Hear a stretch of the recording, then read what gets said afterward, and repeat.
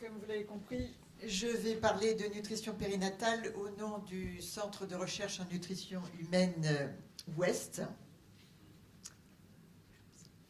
Donc c'est le CRNH Ouest est l'un des 4 CRNH français.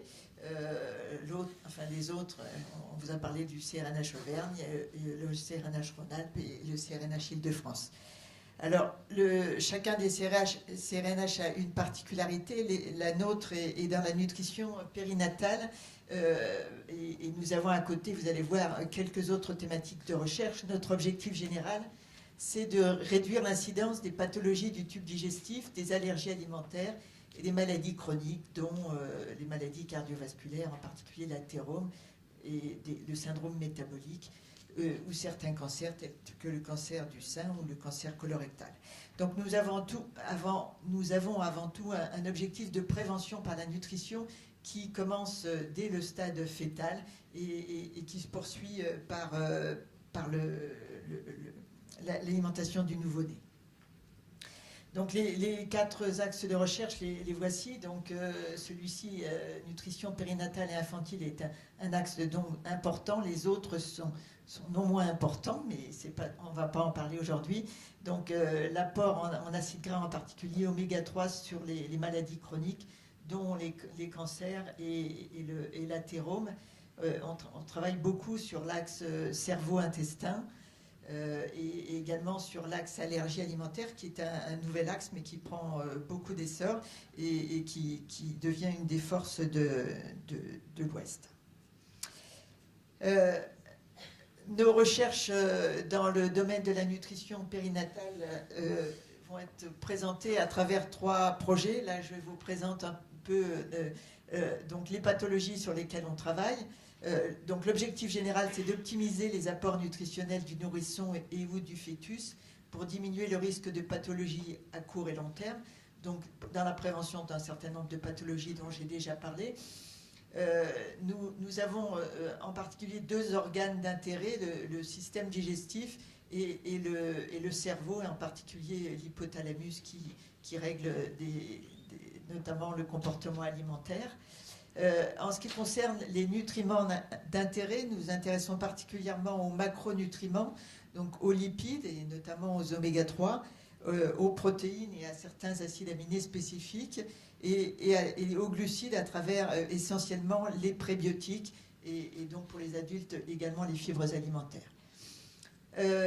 Nos méthodes d'études donc, sont très diverses et nous bénéficions de la possibilité de travailler sur des cohortes de mère-enfant, des dianes mère-enfant, cohortes nationales telles que la cohorte ELF, mais également des cohortes locales telles que Grandir Ensemble. Nous sommes en train de constituer une plateforme pédiatrique pour travailler sur les jeunes enfants de la naissance à l'âge de 7-8 ans, avec des équipements pour mesurer notamment la masse corporelle, la dépense énergétique ou par exemple la résistance des parois artérielles. Donc bien sûr, nous avons des techniques telles que la biologie moléculaire et cellulaire, les techniques de omique, je parlerai de la métabolomique tout à l'heure. Comme les autres CRNH, nous utilisons beaucoup les isotopes stables pour faire du métabolisme et nous avons développé des méthodes non invasives qui sont indispensables notamment pour des études chez les jeunes enfants. Alors je vais présenter extrêmement rapidement 3 projets qui vont illustrer quelques-unes de nos compétences. Ici, donc, en bas de la diapositive, vous verrez le coordinateur de ce projet. Ici, les partenaires institutionnels et donc là, plus précisément certains des laboratoires qui ont contribué. Donc ici, le Laberca de Oniris et Sésame, un laboratoire de chimie de CNRS Université de Nantes. Donc en fait, la question était...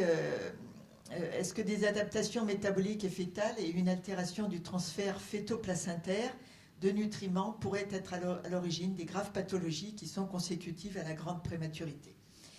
Donc pour répondre à cette question, donc nos collègues ont fait des prélèvements de sang au niveau du cordon au cours de l'accouchement et ont prélevé du sang veineux et du sang artériel dans ce cordon et également du sang de la mère, donc toujours au cours de l'accouchement.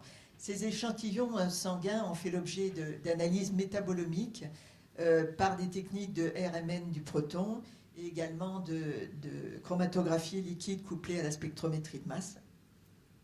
Et donc, je vous passe les résultats parce que malheureusement, nous n'avons pas le temps et j'en viens tout de suite aux conclusions.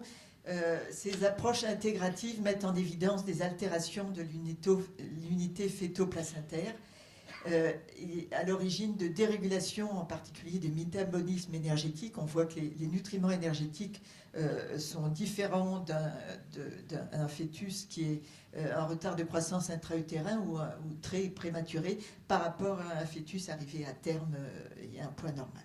Également, des modifications du statut oxydatif. On voit par les métabolites un très grand stress oxydant chez ces nouveau-nés très prématurés.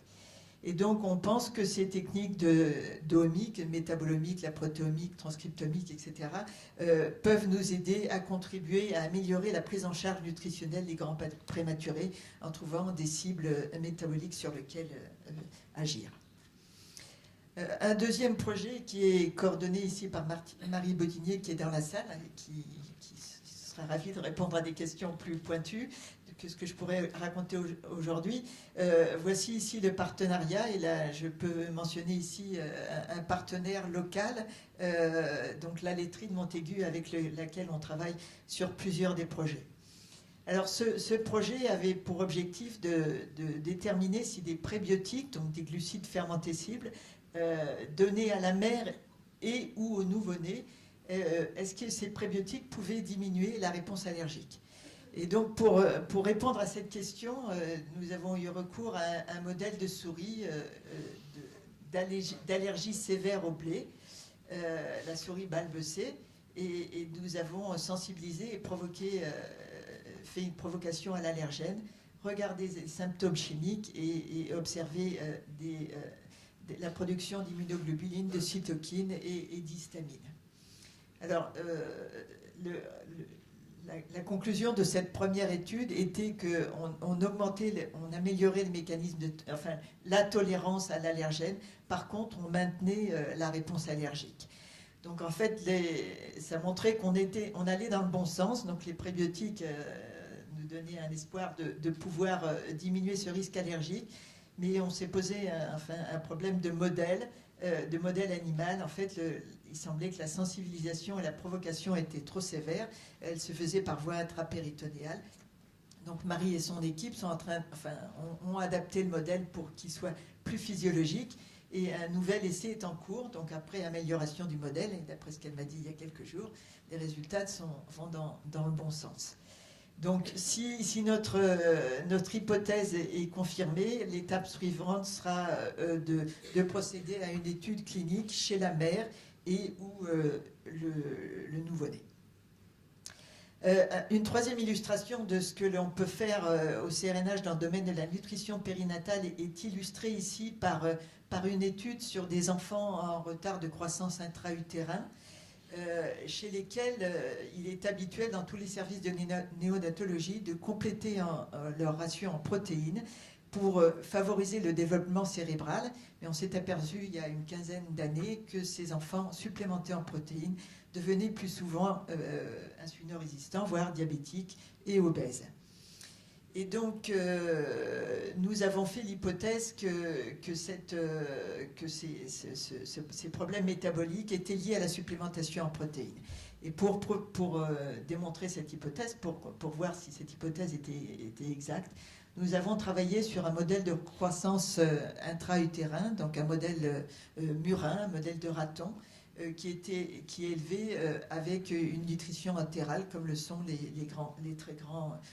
les enfants en retard de croissance intra-utérin important. Et puis ces ratons ont été supplémentés avec 2 doses de protéines, soit une dose de protéines considérée comme normale, soit une dose de protéines inférieure. Et donc nous avons fait des profils sanguins. Et également, nous sommes intéressés à la masse grasse de ces animaux au cours de leur croissance. Nous avons également procédé à des mesures de la synthèse protéique grâce à l'utilisation d'isotopes stables. Donc en fait, ce que nous avons vu, c'est qu'il y a des modifications, des altérations profondes du métabolisme glucidique et lipidique qui sont à même de pouvoir conduire au syndrome métabolique à l'âge adulte.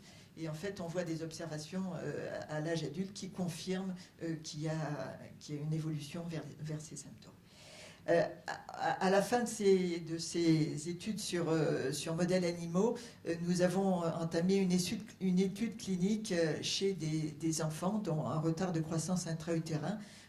93 enfants ont été recrutés, et donc des enfants qui recevaient les taux normaux, enfin, qui sont pratiqués de protéines donc à la naissance, soit un niveau de protéines légèrement plus bas. Et donc ces enfants seront suivis pendant au moins 2 ans, et nous espérons au-delà de ça, pour vérifier s'il y a une amélioration, enfin si ces risques de pathologie sont diminués par la diminution légère du taux de protéines. Donc en conclusion, je vais donc simplement résumer nos compétences dans ce domaine de la nutrition périnatale et infantile. Donc comme vous l'avez vu, nous travaillons à la fois sur les mères, sur les nourrissons, des nourrissons nés à terme ou des nourrissons en retard de croissance intra-utérin de très petits poids de naissance, puisque ça peut aller jusqu'à 1 kg. Donc nous travaillons au sein d'un centre